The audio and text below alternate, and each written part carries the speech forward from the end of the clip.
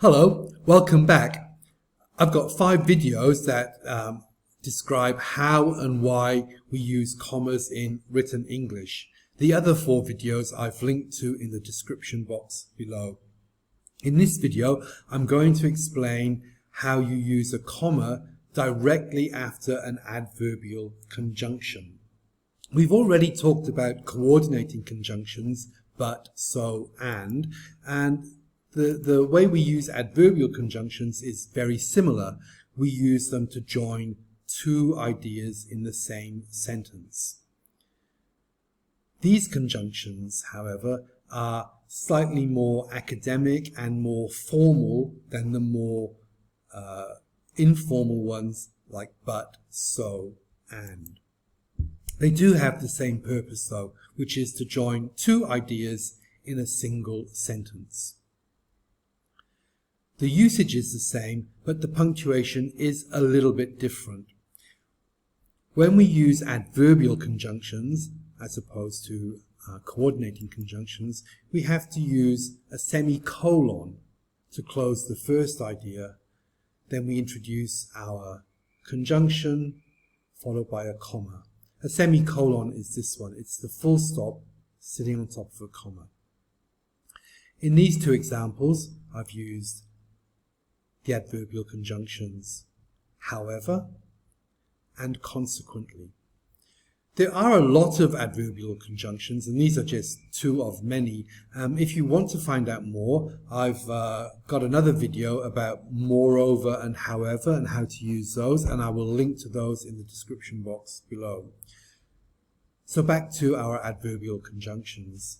In these examples, we could replace however with but in the first sentence, and in the second sentence we could replace consequently with so.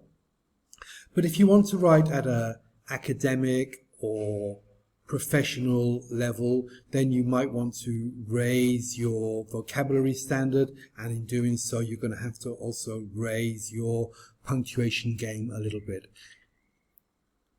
We could say the project was due to finish in June, comma, but departmental policy, etc. Or in the second example, we could say departmental policy is constantly changing, comma, so projects often run over time. But we didn't. We've chosen to use more academic vocabulary, so therefore we have to match it with more academic punctuation. In this case, we use the semicolon instead of a comma to close the first idea, and then we use the comma after the conjunction.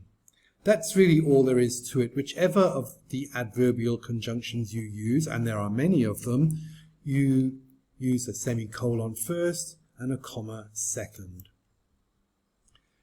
There is another way to use adverbs in sentences, and that is to put them at the beginning of the sentence. And this is a good way to add variety to your sentence style.